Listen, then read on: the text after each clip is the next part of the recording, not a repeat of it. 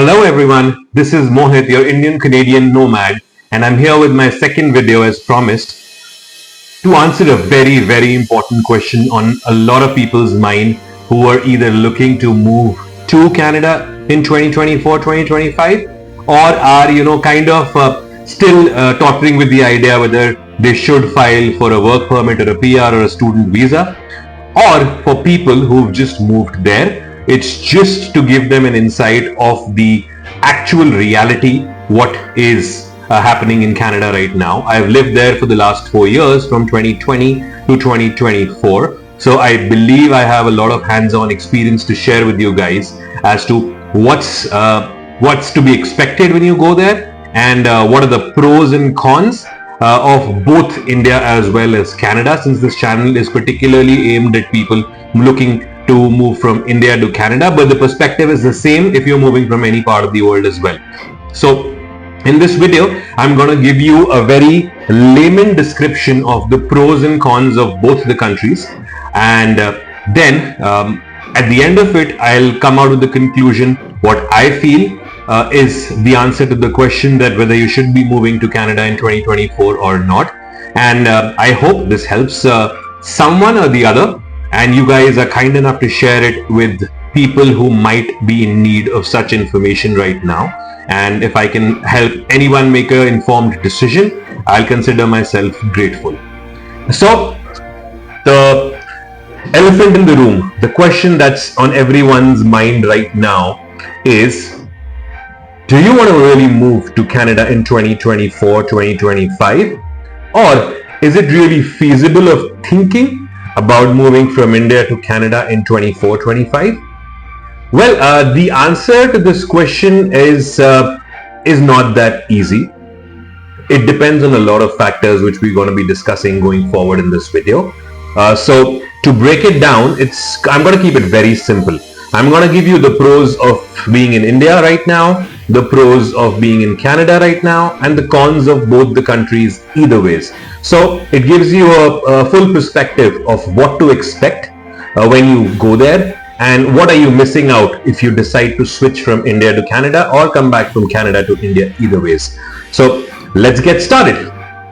Well, I'm going to start with talking about the pros of being in India right now. So 2024, the Indian economy, as you guys must have known, is doing much better than the Western world, definitely. Where a lot of developed economies are struggling, we are still maintaining our hold and still growing at a decent pace with a lot of opportunities presenting its way. So a basic few factors that's our pros of staying in India are family and familiarity. See, let's face it, I was born in Delhi. I've been in Delhi for 35 years of my life. I have my family based either out of Delhi or other parts of North India, or Bombay, Bangalore, Pune. I have friends all across India. So having that support of the family and the extended family in form of your friends, your family friends, your colleagues that you worked with over the years is a very strong motivator.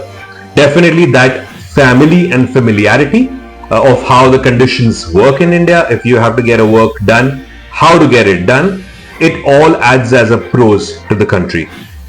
Education, I would say it's a pro if you're looking at education, any education below the university level.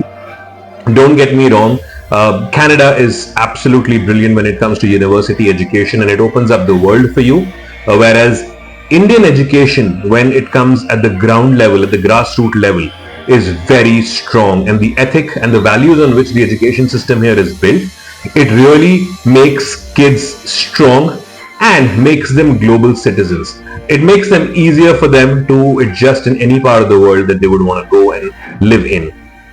Third, your social life, another very important factor, since I told you earlier that we have family and friends like family here. You socially go out, you have people to hang out with, you have people to share your grievances with, people to have a cup of tea to a pint of beer. It definitely helps having a social circle around people who you've grown up with around you all the time. Medical care in India is top notch. And I'm saying this because I've experienced medical care in India and I've experienced the medical care back in Canada. It's miles apart. Trust me when I say that if you are unwell and if you need a doctor, medical care in India is top notch. You pay, at least you have the option of paying and getting a doctor.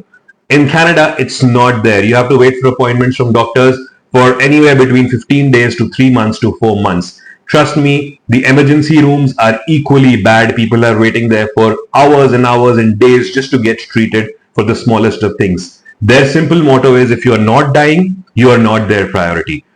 So definitely medical care is a boon here. I'm talking about personal experience. My mother was diagnosed with cancer a few years back, 2 years back to be precise. And if she would have been with me in Canada, I think probably by the time they would have discovered that she has cancer, it would have moved to the third or the fourth stage. But being in India, with the doctor's assistance and with the kind of facilities we had here, she was treated, and with God's blessing, she's recovered and she's doing absolutely fine. So thumbs up to medical care in India. Absolute thumbs up.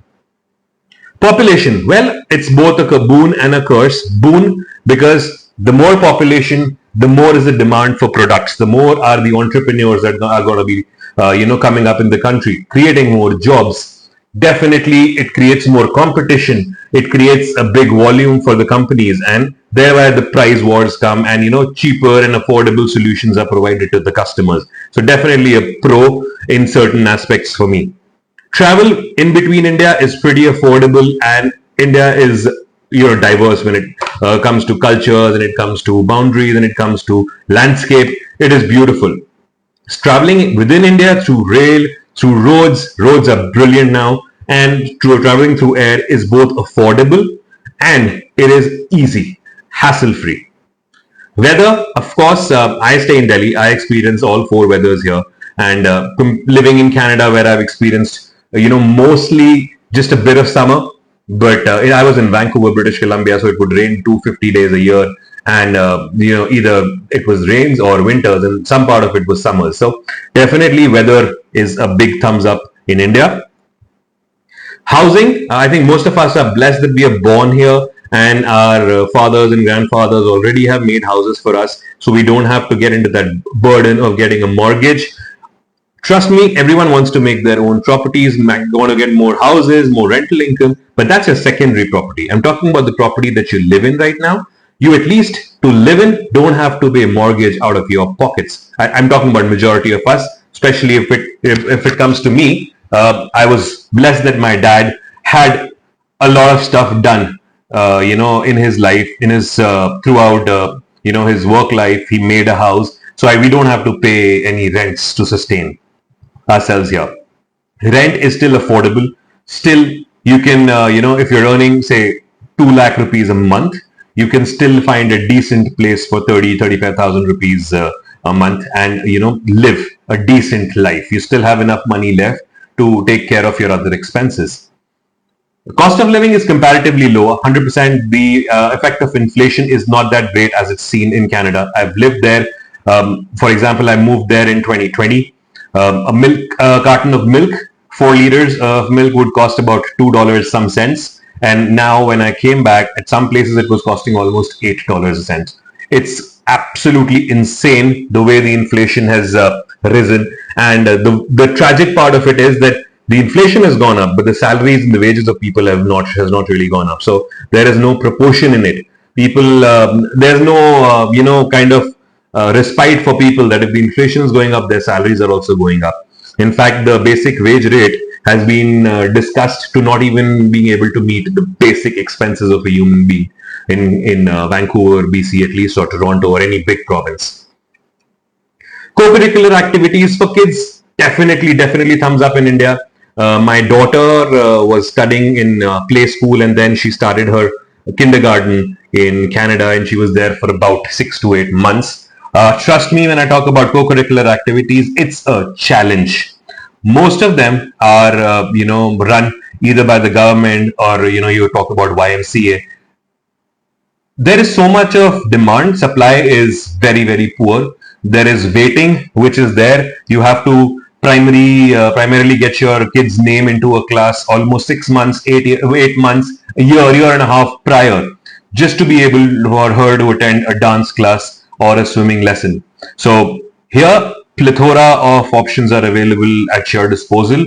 You want to join a dance class, you have 20 of them available, and you can start as soon as today. So that's a big thumbs up for the kids in terms of co-curricular activities. Also, the kids that are being that are brought up in the education system and along with the family values in India, I believe are more street smart and they are more ethical in terms of the fact that they are more respectful. Plus, they are hardworking. They know, with being smart in terms of education, they kind of have that street smartness within them that if they want to get something done, they know how to get that thing done. They have the means of getting that things done. However, I've seen a completely different picture of kids who've been born and brought up in Canada. More about that later. Luxury in terms of not the basic infrastructure, but if you talk about the quality of malls, the quality of cinema halls, the quality of restaurants, everything here is top notch. I have not seen, barring a couple of places in Canada, in Vancouver, being as lavish as what we get here now. For example, you go for a movie here to a PVR director's cut, that experience is unparalleled. The amount of options that they give you in terms of food, seating, and the basic comfort, it's unparalleled. I have not experienced that ever in any part of the world, for that matter. I've traveled to a lot of countries, but in this part, we are really on the top, and I'm proud to say that. Very important factor, सबके लिए. I think everyone's going to agree with me here. बाकी किसी point के लिए people might agree, people might not agree, but this everyone's going to agree. House helps, maids, drivers, plumbers, carpenters, all these are available at such economical rates, and the abundance of them that is there is a blessing for us. Gratitude is always very important to me, and before probably sleeping, I always thank the Lord, not just for the food, shelter that He's given us, but also for all these helps that He has given us. They just make your life so much easier. You have so much more time to devote to your parents, to devote to your kids, to devote to yourself. For example, there was so much of work after 5 days or 6 days of hard work in Canada that the day that I used to have an off, or my wife used to have an off in Canada, the entire day would either go in cleaning the house or taking our daughter out or our dog out for an outing.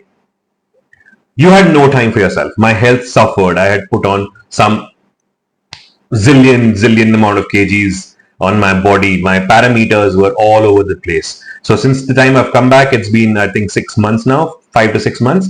I have worked on all those parameters, reversed everything, got myself back doing YouTube. This is something which I wanted to do for a really long time, but I just didn't have the time back in Canada. So doing this, following my passion.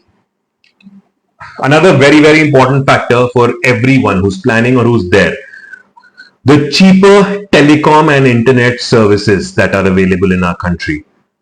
Oh my God, when I tell you how expensive Canada is when it comes to getting basic mobile network with 5G services, and the internet is exorbitantly priced. Just to simplify things for you, whatever I pay in a year as my charges for my cell phone here, I use Airtel on 5G unlimited data. That was probably my month's charge back in Canada. It is crazy. It is absolutely crazy. I used my Indian number in Canada for 4 years, and even on international roaming, the amount that I was paying for a year was probably almost same to what I was paying as rental for a number which had local calling there for a month. It was crazy. Same thing with internet. You can't expect to get a good, fast internet service provider at less than $65-70 a month. And if you bundle on your cable services, your landline services, as well as your security services, you're looking upwards of $100. My average bill on TELUS, which is the largest operator of internet services, was about $120-130, including taxes every month. That's huge. That's a big amount, big chunk of money going out every month from your salary. Okay, coming back to cons of India. Now, there are a lot of cons as well. Population, again, putting a lot of stress on the natural resources, increased crime, everything. The burden that it has put on the wages, the increased supply in terms of the demand, which leads to the wage differentiation. It's all caused because of population. So definitely it's one of the cons of that. Pollution, I stay in Delhi, and to be fair, the air quality is miles apart when it comes to India and Canada. In Canada, you're looking at an AQI of almost less than 10. Here, you're looking at 250, 300, and you say it's better. And especially now with Diwali approaching, Diwali Dashera, and the winters approaching, it's gonna get worse. It's gonna get higher, and it's gonna be unbreathable. Schools take a break. Schools give children an extended off because of all these. I hope the government does something about it. Thirdly, corruption. The problem of corruption is not just in India, it's there in Canada as well. However, in India, it's imbibed in, I think, everyone's culture. For everyone from me to you, everyone is the reason why corruption exists in this country, but it is now present to a level starting from the grassroots to the topmost level. No second thoughts about it. But it's getting better. I see it getting better. Some basic services for which you used to shell out a lot of money to middlemen, since it's privatized now, it's much better. Growth in job sectors. To be honest, IT jobs, healthcare jobs, you get far better opportunities when you're looking at abroad in terms of not just growth and in terms of the salary packages as well. So people have a good time working as project managers, IT managers, and drawing great salaries. If both husband and wife are working in the IT sector, they're making decent amount of money there as well. Much better, much higher than what they make here. Canadian passport, of course, if you decide to become a citizen of Canada, Canadian passport is one of the strongest passports. I believe it's the 5th strongest passport in the world now, which entitles you to visa-free travel to a lot of places. So it first of all saves cost of you applying for visa. The chances of rejection are zero. And thirdly, it's the ease of world travel, international travel, that is, that becomes better for you, because all you need to do is, for most of the countries, just buy a ticket, board a plane, and don't have to worry about anything there. Just go travel to a new destination, enjoy your holiday with one less hassle of getting a visa. Weaker Indian rupee is another con. I don't know when we are going to see the trend where the Indian rupee starts growing stronger. Although on the international scale now, trading is happening in certain countries in the Indian rupee, and it is good. It is good signs definitely for us. But right now, the differentiation between the rupee and the Canadian dollar is huge. 1 to 63, 64. That's a big difference. So for somebody who's got a well-established job in Canada, or who's making a lot of money as an entrepreneur in Canada, for them, coming back to India might just be a distant dream. But if they want to convert that money into Indian money, oh well, you have your hands full there. It's a huge difference.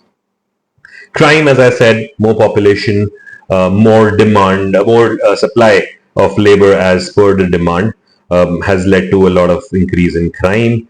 Plus, stronger laws, rules and regulations are needed. I think rules and regulations are still there, but the stronger implementation for them is needed.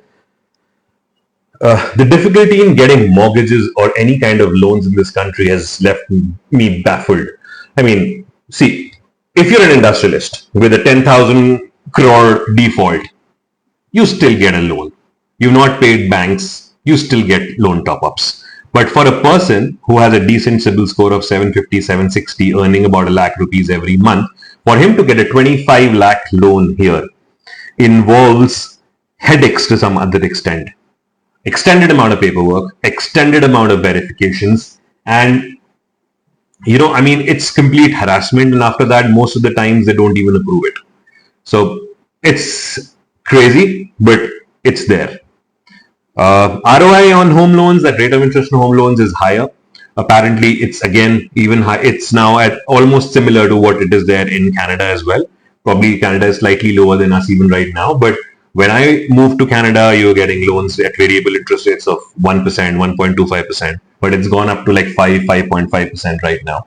So that's another thing which is still Canada is lower than us in terms of home loans and the ease of which you get get a mortgage. I mean, if you have 20% down payment, banks usually don't even ask you any questions in Canada. And if you have a decent civil record, you have your papers in place, within a week, 10 days at the max, you're approved of a loan. Now coming to the flip side, so I'm going to move all the way from India to Canada. When we talk about Canada, the pros, the first thing that come to our mind is how clean the environment is. It is absolutely insane to believe that the AQI in Canada, that the air quality index in Canada is at times in some places 1 or 2, that's less than 10. It is crazy because when I dropped down there for the first time, and I believe I was traveling in the month of September 2020, when I landed there and I took a breath, it's a feeling which I never experienced in my life. It's like I was breathing properly for the first time in my life. It's that clean. The air is that beautiful there. The greenery, and the rain and everything is beautiful. Is really, really nice. Lower population means the stress on the resources is less. You don't see a lot of people crowding everywhere. There's not a lot of traffic issues now with the immigration taking its place to another level. It's not just from India, China, but also from Syria, Ukraine, people moving from there to Canada. The population is going up definitely, but not at a rate of which we are growing. I mean, stats say the population of entire Canada is about 4 crores, and the population of Delhi NCR is more than that. So cleaner food, no adulteration, no mixing in the food, that is 100% there. Good university education. I mentioned that I would prefer education, before university in India, but university education is great, and plus it opens up a broad channel of for you to find your employment or find your growth in career, not just in Canada but in other countries as well. Basic infrastructure like roads, parks, electricity, water is top notch. No problems there. 100%, I would say that they are much, much better than what we are used to living here on. I mean, a perfect example of the roads are that you buy a car which is probably 150,000 kilometer driven. You drive that car and you'll feel that it's like a brand new car because the shockers are in perfect space. The tires last a really long time. And, overall, there are no nicks, dents, scratches on the car. If somebody like me who likes taking care of their cars, if he's driving in Canada, I mean, I can drive a Toyota for 400, 500,000 kilometers without it giving me any issues because the loads and infrastructure is just so wonderful. And stronger passport, 100%. That's another, we've already mentioned. It's visa-free entry to a lot of countries in the world. It's like when you go to a third-party country, you see different lines for immigration for countries like Singapore, Canada, UK, US, etc. So definitely the passport is stronger. Very scenic, no doubt about that. The 80% of water reserves of the world are believed to be in Canada. So you'll see, like Vancouver, if I wanted to reach the mountains, I would reach there in 40 minutes. If I would want to reach to the beaches, I would reach there in 20, 30, 40 minutes. So that was a major, major pro of being in Canada, in Vancouver specifically. Close proximity to the US. The brilliant thing about being a Canadian citizen and living in Canada is that you have the ability as a Canadian citizen to work in USA as well as buy land in USA. It just makes path for a lot of people who are working in IT who have the United States of America dream to reach the Silicon Valley easier, much better. For example, where I used to stay in a place called Surrey. For me, Seattle was about a 1 hour, 1.5 hour drive. So it was like any weekend we wanted to just go and shop. We would just head out to US and shop our groceries from there, shop clothes from there, eat, and just have fun. So that's a very, very good pro of being in Canada and being a Canadian citizen. Again, loans for cars, personal loans, housing loans are much easier, much cheaper as compared to India. Definitely, I'm going to be making more videos on how to get your first car loan and what you should do to get your first mortgage in the going parts and going forward in this series. But they're much easier and at a lower rate of interest. Um, the cons, and the list here is a little longer than the pros. And let me be very real. 2019, the first time I went to Canada, and 2024, when I've come back from Canada, Canada has changed. It doesn't look like the same country. It is a lot due to COVID. A lot of people suffered financially. It is due to a lot of immigration, which I believe has not been thought of well in terms of putting stress on the economy. More about that later. Cons is low population. That means lower competition. People, for example, telecom sector, there's low population, so per person is paying more for the services than compared to what uh, you know, India is. Because here we have, Airtel has a 1.4 million user base. Probably Canada has that user base divided amongst its two or three, service providers. So definitely the tariffs are higher, and even the quality of the service is not that great. I mean, if we talk about the fact that say 5G and everything, I believe Airtel in India has equivalent speeds to what I used to experience there. So there's no major difference in the quality. Customer service definitely is a much better in India.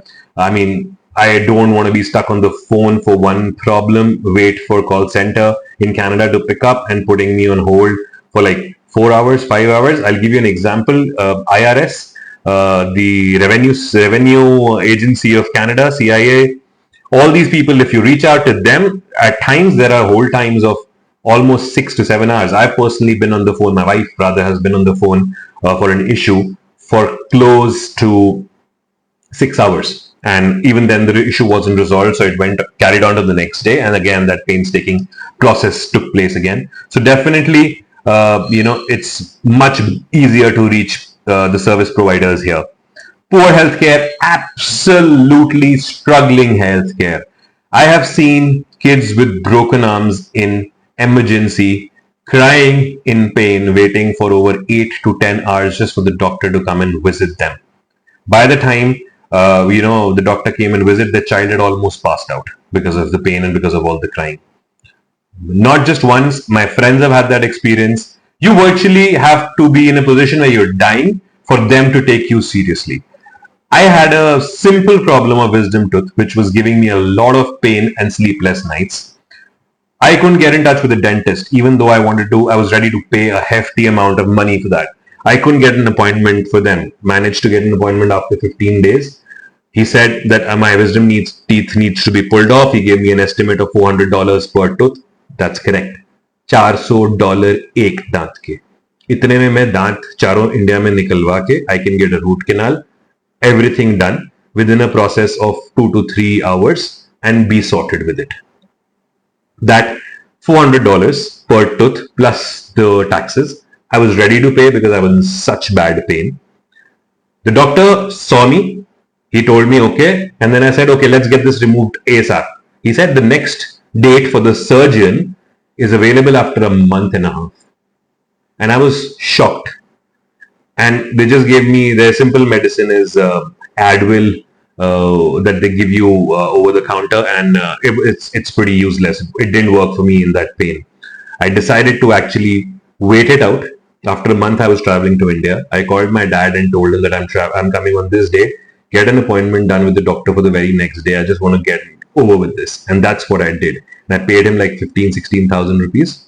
And the entire thing was done in a matter of an hour and a half. And I was finally out of pain. Till then, I was on my Indian painkillers, which I had taken with me there. So absolutely disastrous. Education for kids below university level. I mean, I can't say going forward, but I've seen my friends and their kids in higher classes. It's nothing as compared to what you teach in India. My friends' kids who moved there in when they were in class 8th or 9th in India, they moved there and they were pretty average students here. They were topping the class there. So it's the kids which say that, it's very simple. What we used to teach, we used to learn in 5th or 6th is what they're teaching us in 10th. So mediocre education when it comes to kids before the university level. But university is a thumbs up. Amazing, amazing level of education when it comes to universities. Practical, on the job, everything. Thumbs up, total thumbs up. Nothing is free in Canada. Trust me. आप अपने taxes भर रहे हो. You're paying hefty taxes, and I believe the services that you're being given for those taxes, it doesn't justify the amount of taxes that you're paying. Let's face it. Let's be real. Education, schooling is free in public schools, but if both of you have to make a life, if I'm talking about you and your spouse, have to earn, have to make a house and sustain yourself in Canada, both of you have to work. आपको daycares लेने पड़ेंगे.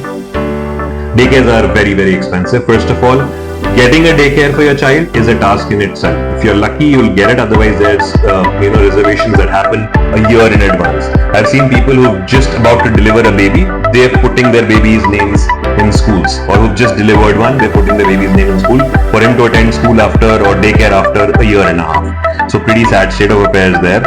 Plus, it's expensive. I used to pay like $450 or $500 for 4 hours a day for my daughter. And this was one of the better daycares, supposedly better daycares. But whenever I went there, I saw them doing nothing. Just kids scribbling on books, and they are overlooking them, and they're on their own, playing reels, watching reels. Poor medical care, I've already told you. Expensive to travel within Canada. I mean, it's stupendous. It is an amount that you would actually travel at a cheaper air ticket if you're traveling from, say, Canada to Europe or Canada to London, for that matter, than at times traveling from Vancouver to Toronto. It's crazy. There's so many times we saw those tickets, and it was like $500 one side for one person from Vancouver to Toronto. It's crazy. Yeah, I know some people would jump on to say book in advance and take the cheaper airlines. But trust me, there are times when you would want to meet your family during some festival times, or some busy times, or when your kids have an off. You cannot just take an off for your kids' school and just go. So it's crazy. It's absurd, the amount of money they charge just for flights. Houses. Okay. It's a dream. The great Canadian dream is now not to just earn dollars in Canada, but it's a distant dream for people to be able to just afford or buy a house.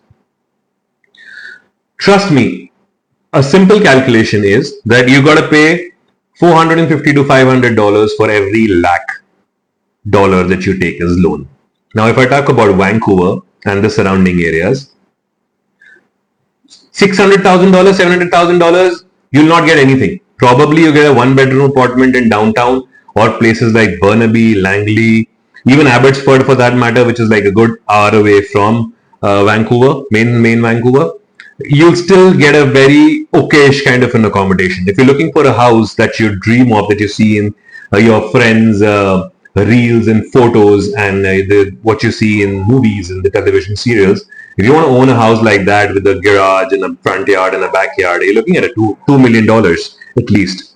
So even if you do a 20% down payment on the $2 million, that is $4 lakh, the remaining $16 lakh, you have to take a mortgage.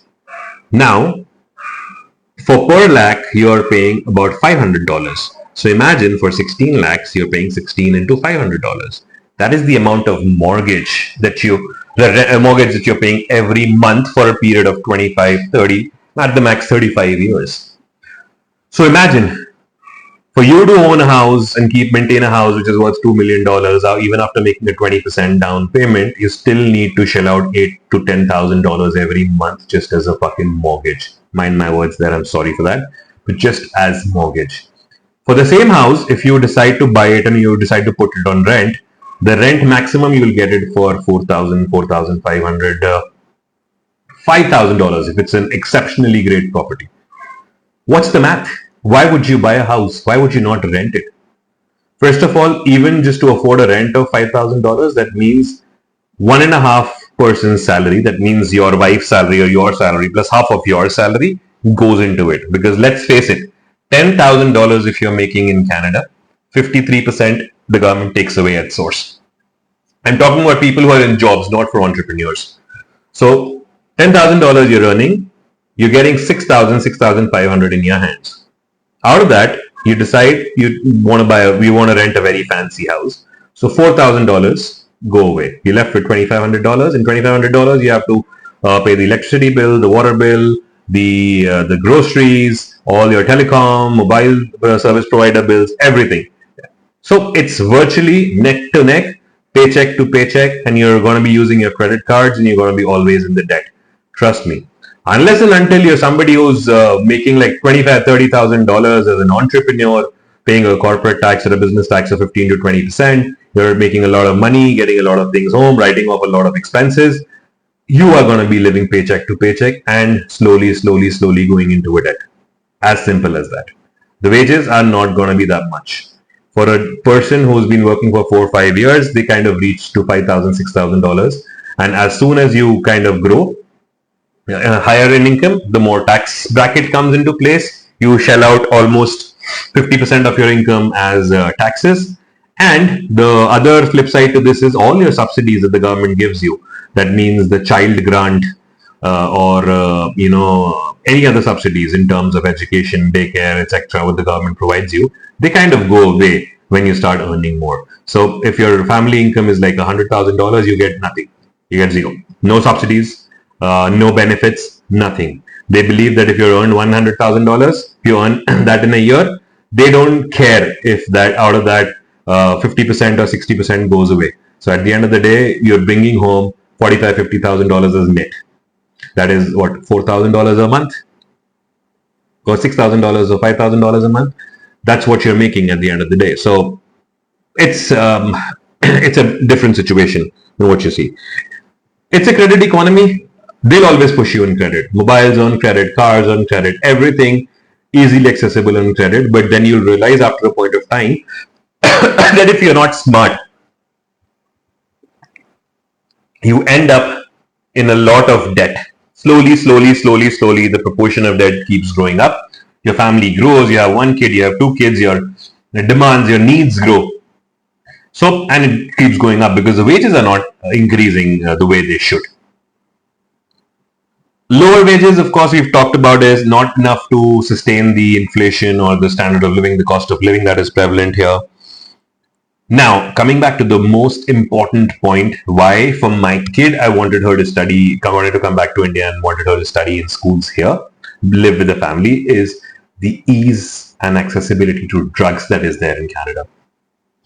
Don't get me wrong, we all knew that marijuana was legal for the last 10-15 years in Canada, which is fine that anyone who was over 21 years could go and buy weed or marijuana or joints from shops here.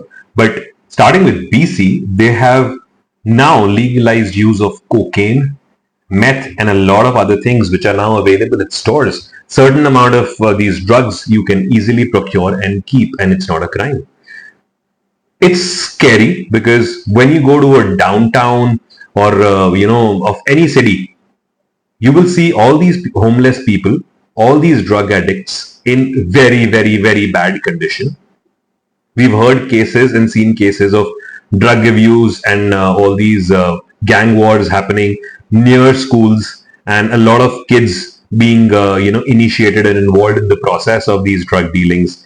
And a lot of kids that have grown up, I've seen some 17, 18-year-olds vaping and having weed all the time. I mean, morning, afternoon, evening, they are just smoking weed all the time.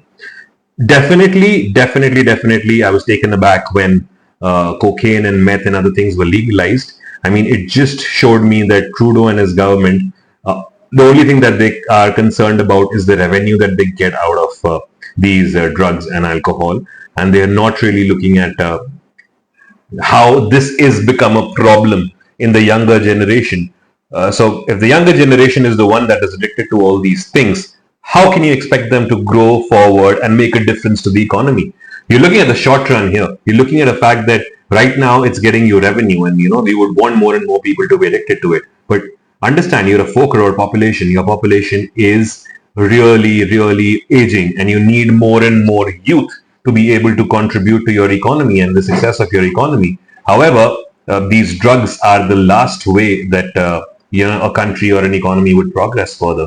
I mean, I'm not saying that India does not have this problem, but trust me, in schools here, in educational institutes here, and living with a family, at least you have that liberty to talk to somebody. You have that ability to keep a check on your child, and your child actually spends a lot of time with you rather than just being in daycare. So I would strongly say that that's another major con of the Canadian economy. Uh, yeah, I mean, again, I've loved living in both these countries. India being my first home, and Canada, Vancouver being my second home.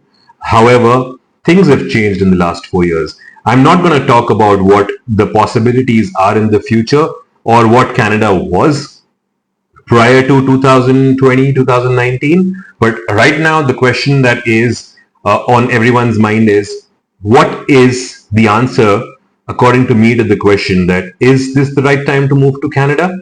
Well, if you ask me, the answer is a big no.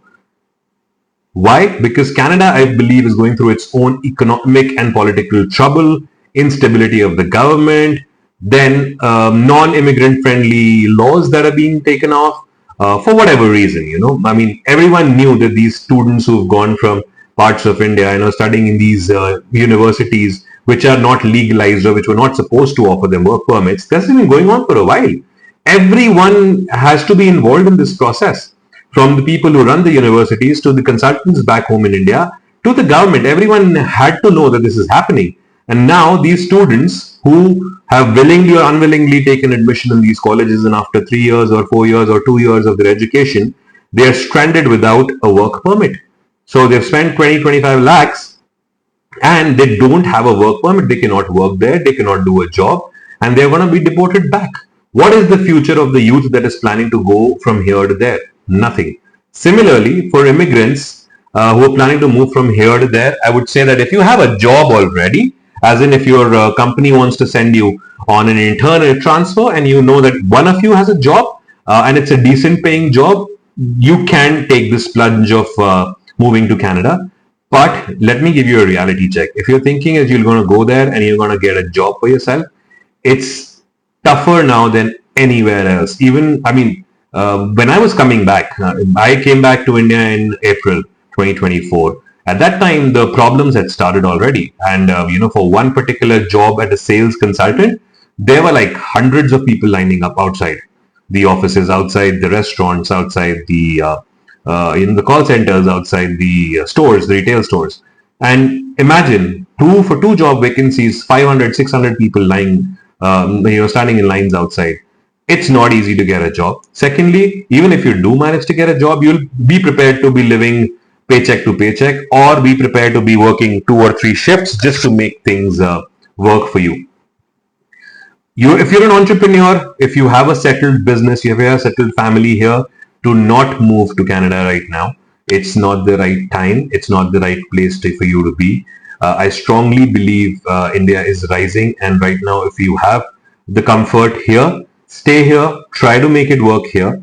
Of course, I am no one to tell anyone to do this or do not. I also went there, but trust me, when I went there in 2019, more opportunities were there.